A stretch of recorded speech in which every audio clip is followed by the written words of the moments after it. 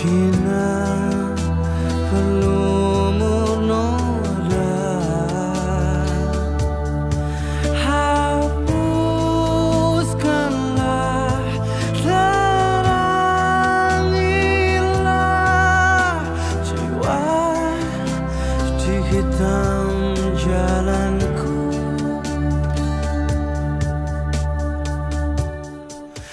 Ampunkanlah aku, terimalah taubatku. Sesungguhnya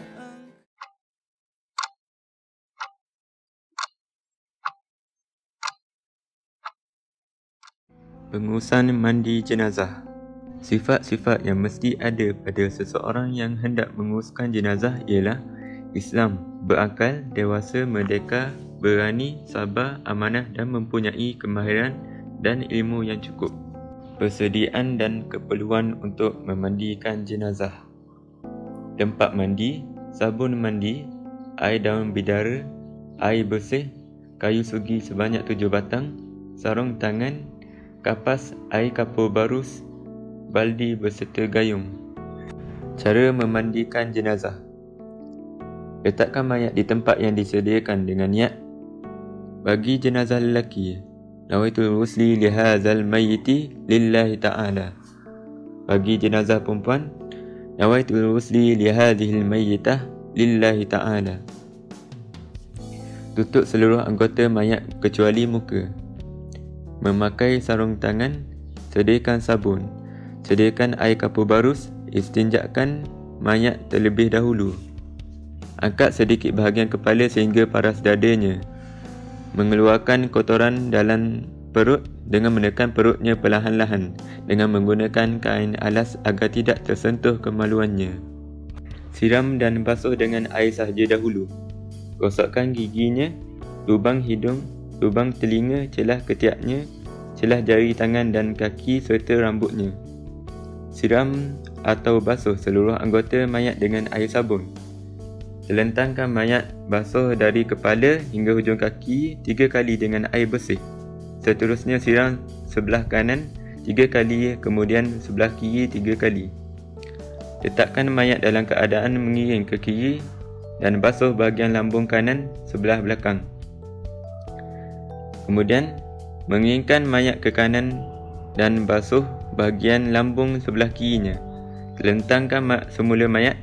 Ulangi menyiram seperti nombor 12 hingga 15. Siram mayat dengan air kapur barus dan wudukkan mayat. Bagi lafaz niat mewudukkan jenazah lelaki. Nawaitul wudu'a li hadzal mayyiti lillahi ta'ala. Maksudnya sahaja aku berniat mewudukkan jenazah bagi lelaki ini kerana Allah Ta'ala. Bagi jenazah perempuan, nawaitul wudu'a li hadzihil mayyiti lillahi ta'ala. Sahaja aku berniat mewudukkan jenazah perempuan ini kerana Allah Ta'ala.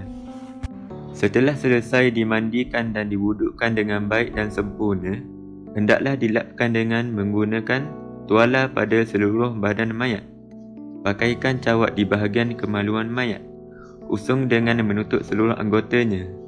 Segala apa-apa yang tercabut atau tertanggal dari anggota mayat hendaklah dimasukkan ke dalam kapan, contohnya rambut, kuku dan lain-lain.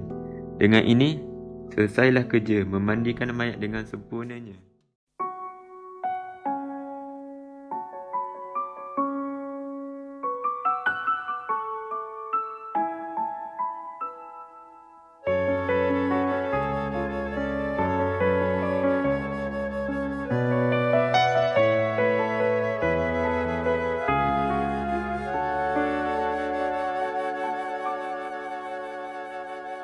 Detik waktu terus berjalan, berhias gelap dan terang, suka dan duka, tangis dan tawa, tergores bagai lukisan. 1000 mimpi, berjuta sepi, hadir bagai teman sejati.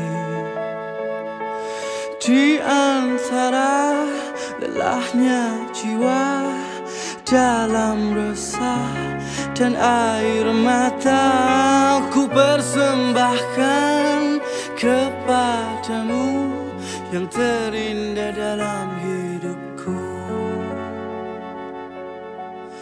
Meski ku rapuh dalam langkah, kadang tak setia kepadamu, namun cinta dalam jiwa hanyalah padamu. Maafkanlah bila hati tak sempurna mencintaimu.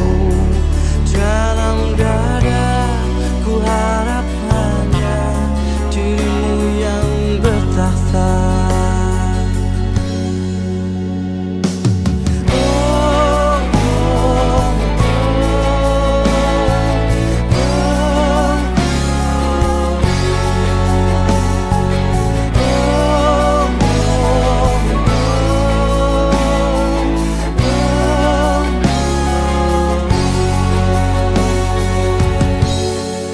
Maafkanlah bila hati tak sempurna mencintaimu.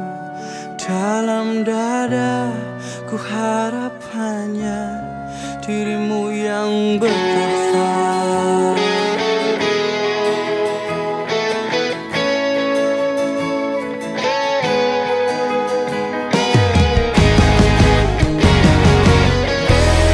Meski ku rapuh dalam langkah, kadang tak setia.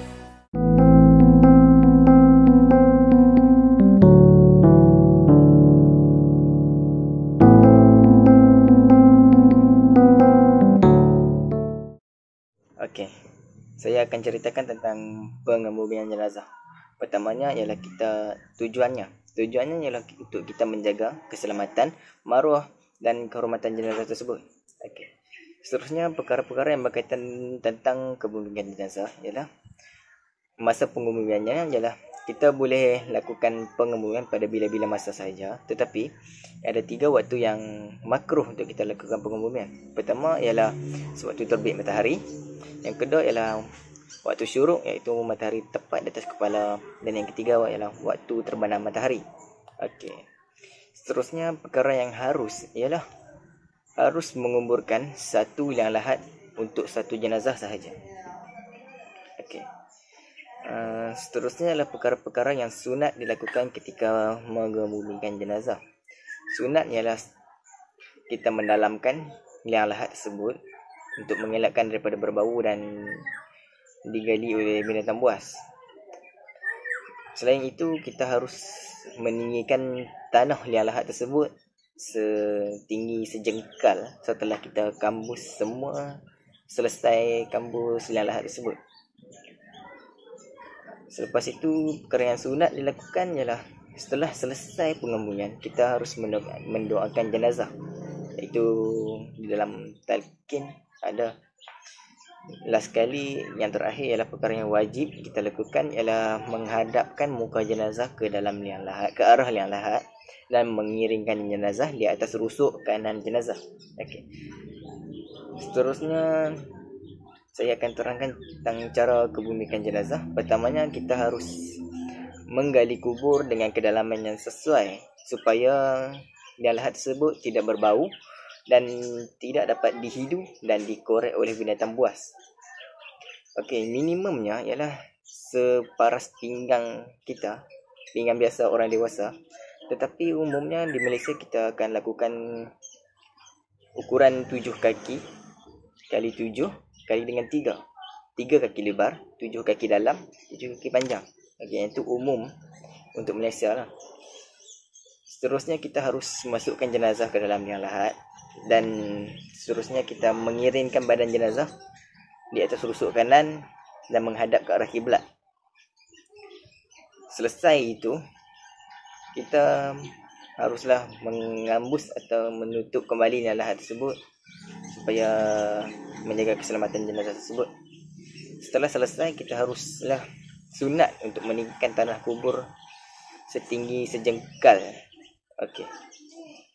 Terima kasih.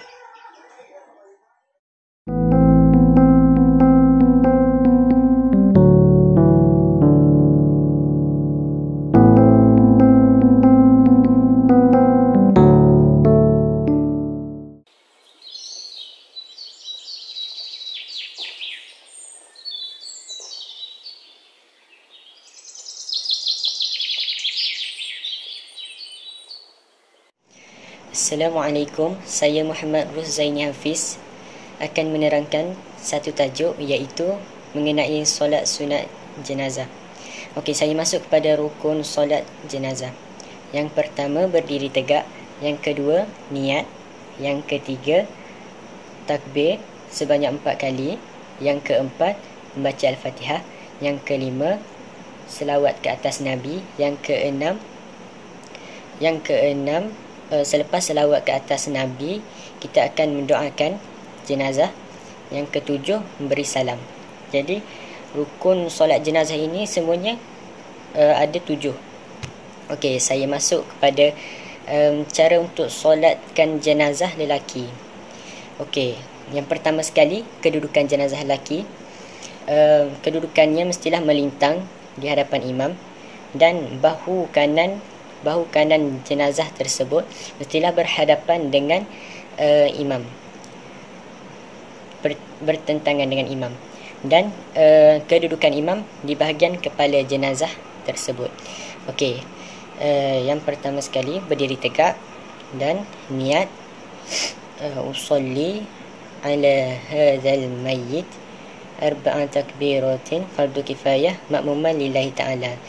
Kalau kita jadi imam, kita tukar makmuman tu kepada imaman lillahi ta'ala dan angkat takbir Allahu Akbar, baca Al-Fatihah, dan selepas baca Al-Fatihah, takbir yang kedua Allahu Akbar, dan kita selawat ke atas Nabi, Allahumma salli ala Sayyidina Muhammad wa ala ali Sayyidina Muhammad, dan takbir yang ketiga Allahu Akbar, kita mendoakan si jenazah tersebut, Allahumma ighfir lahu warhamhu wa'afihi wa'fu anhu.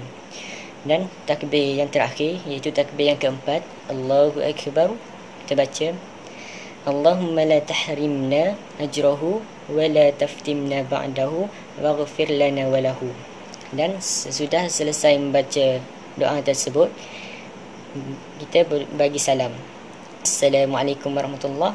Assalamualaikum warahmatullahi. Itu untuk jenazah lelaki. Dan untuk jenazah perempuan, kedudukan jenazah perempuan atau wanita, dia mengiring dan bahu kirinya berhadapan dengan imam, dan kedudukan imam di bahagian tengah pada jenazah tersebut.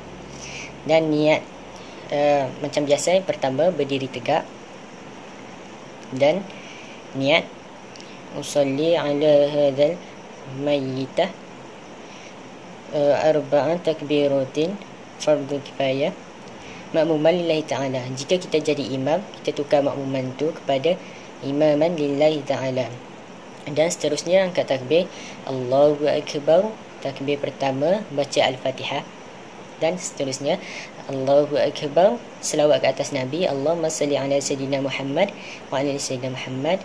Dan yang ketiga, takbir yang ketiga Allahu Akbar, baca doa Allahumma ighfir laha warhamha wa'afiha wa'fu anha.